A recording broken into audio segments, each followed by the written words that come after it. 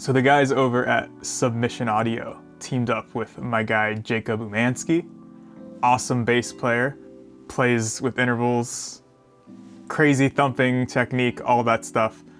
And now we have him in plugin form.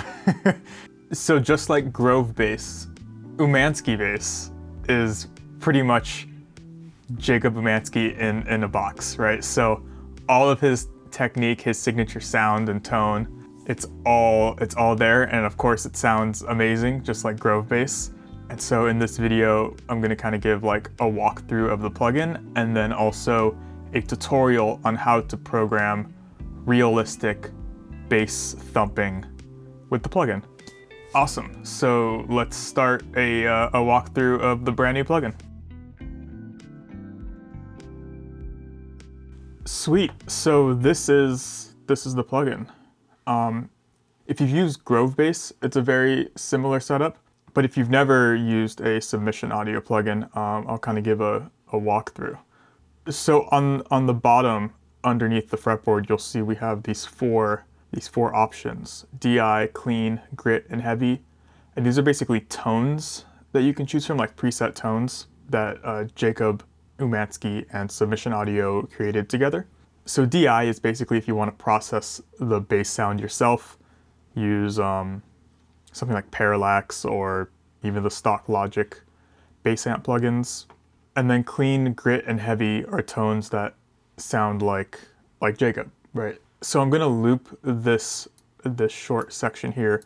This isn't a thumping section, because we'll get to that in a little bit, but I just wanted to show what these sound like, right? So, okay, if I play DI,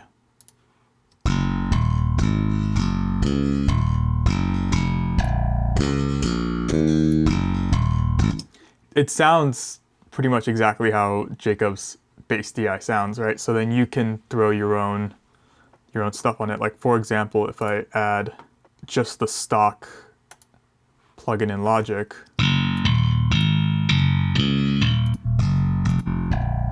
and go through some different presets, you can do it that way. There's a different sound that you want that's not in the plugin. Cool, so the next preset, clean.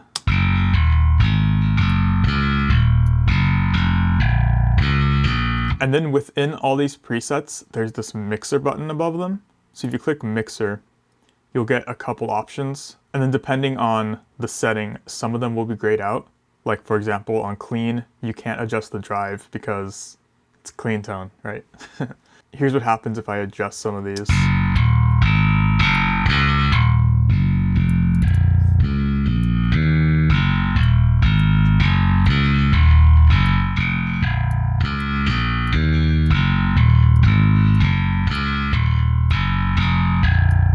So that's the clean tone. And then we go to grit, which is just some overdrive.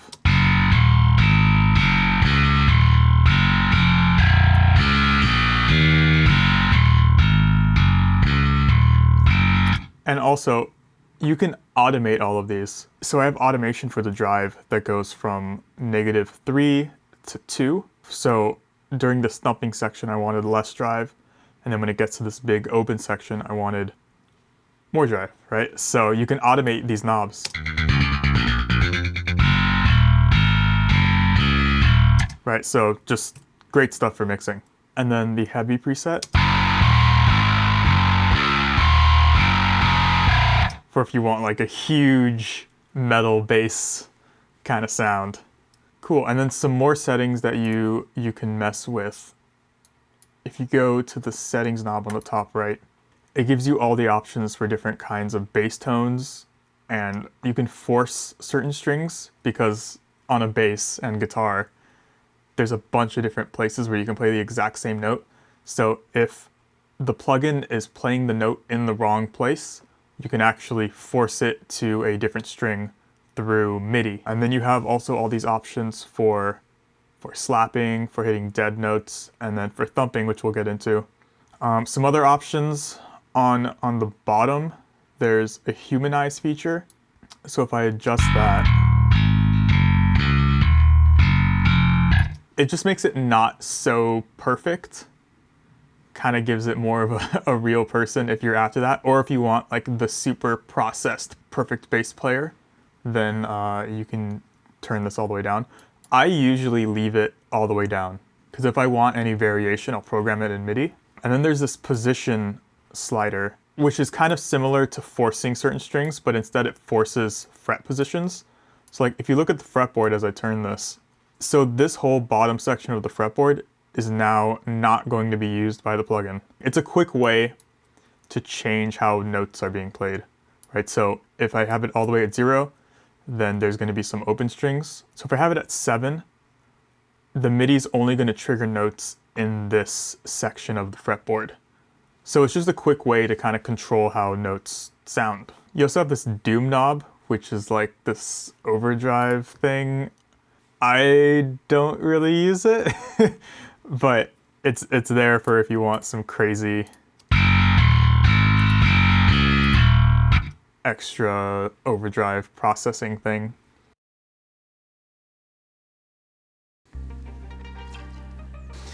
Okay, so let's talk about thumping. When Jacob was telling me that they're adding thumping to this plugin that's kind of like a main feature, I was maybe a little bit skeptical, just because thumping is such a weird, complex sound that I was kind of in my head like there's no way they could actually get it to sound realistic.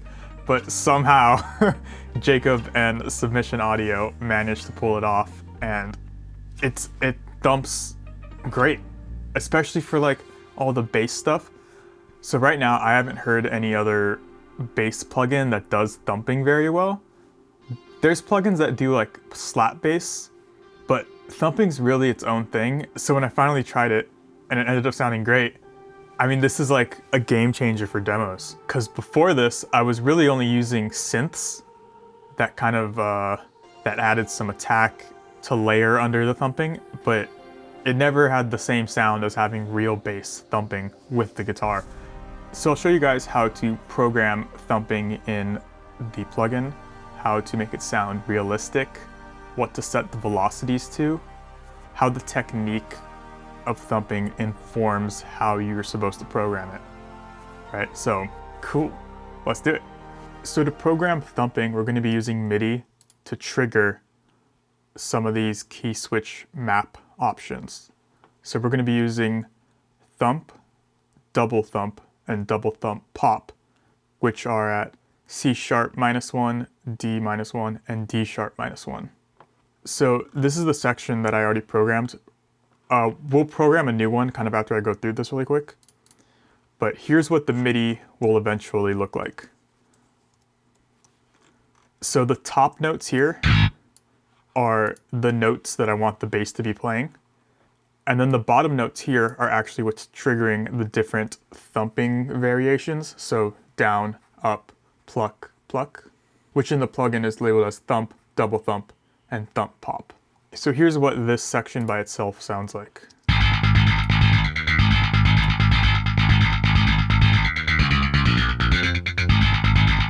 So you can hear where the accents are happening, and you can hear not all the notes are the same velocity, and it kind of sounds like a perfect bass thumping technique, right?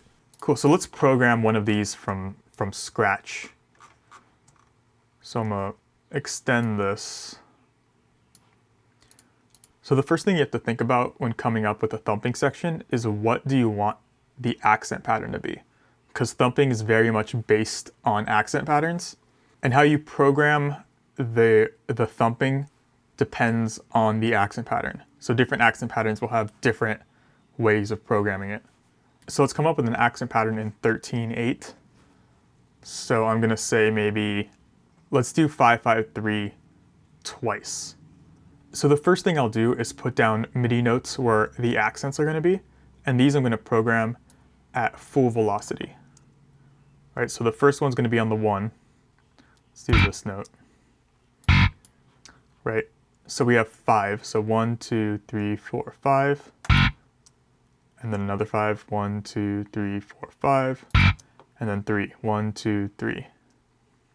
So the accent pattern is going to repeat right here. So I'm going to take this whole section and just copy and paste it. So now I have 5, 5, 3, 5, 5, 3. Right, so now we have the accent. So the way thumping works the first hit is usually the loudest, right? Because that's the initial thump. The double thump, where your thumb is going up, is probably the second loudest. And the double thump is always immediately following the initial down thump. So what I'm going to do is put a note here. I'm going to change the velocity to about 100. And then I'm going to take this note and put it after all of my accents. So now I have down, up, and now I need the plucks to fill in the rest of the notes. So the plucks I'm going to put after the up, the double thump, and I'm going to put them at about 30 velocity. And you'll notice I'm not going to put anything before the accent. So I'm going to leave 1/16th note space. And I'll say why in a moment, and we'll fill in that note.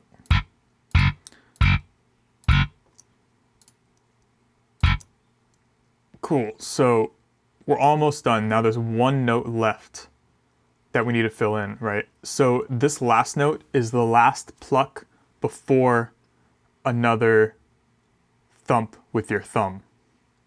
And this last pluck is actually usually a little bit louder than the other plucks, which kind of gives thumping its distinct sound, where the last note before the double thump is like this really loud pop. So I'm going to program that by putting a note here and changing the velocity to about, let's go 75.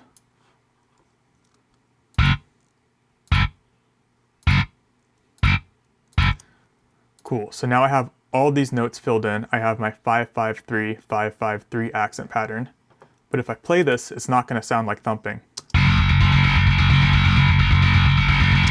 Right, it just sounds like you're hitting the notes really hard with your fingers. So to make it sound like thumping, we're going to have to program the MIDI key switching at the bottom. So first we're going to add notes to switch the initial accent to the thump sound.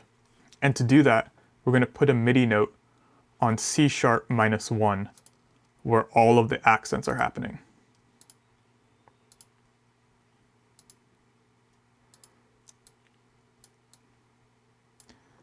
Right, so if you look, we have 5-5-3, 5-5-3. Okay, so that's the first down thump. And then to get the double thump, which is the up, we're going to put a note following it on D-1.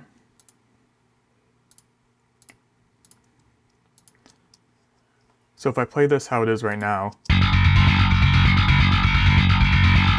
you can hear the first two notes sound like a thump, but then the rest still just sounds like normal bass, or how Jacob Umansky plays bass, which is insane.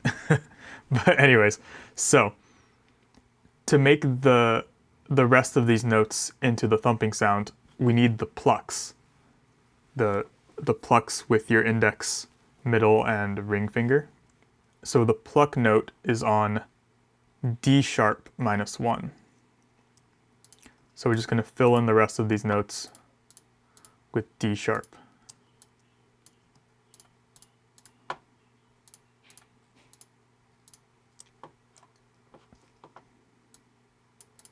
So now if I push play,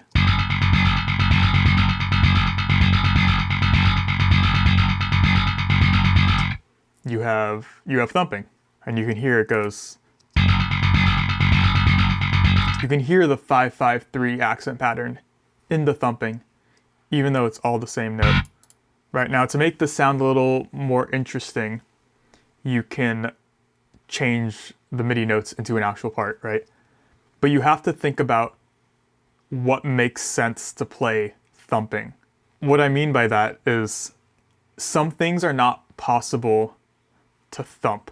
I mean, you could program whatever you want, but to make it sound realistic, you should think about how your fingers would actually have to be moving for it to make sense. So, for example, 99% of the time, the first two notes in a thumping pattern are going to be the same note. Because if you're thinking about it, it's down, up, and it's usually the exact same note.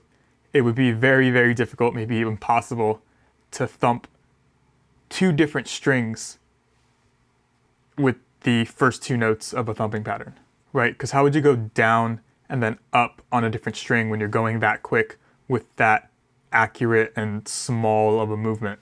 But you can make the plucking notes different notes. So let's do that.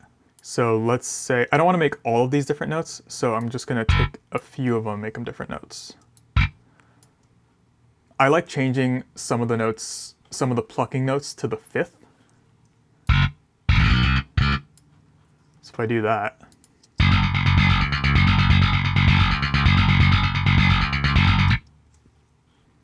right, so now it's sounding a little bit different. And then I'm going to change this last one to maybe the seventh.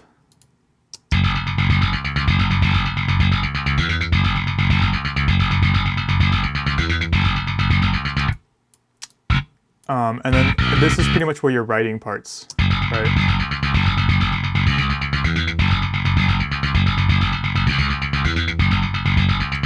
So I would just say, to make the part sound good and to make it sound realistic, just make sure that it actually makes sense to play if it was real, right? So if you don't know how to thump, maybe just watch a couple of videos on how guys do it, and then you can do it slowly just to make sure whatever you're programming actually makes sense on an instrument. Cool, so thanks for watching. I hope you enjoyed the little tutorial and little demo song.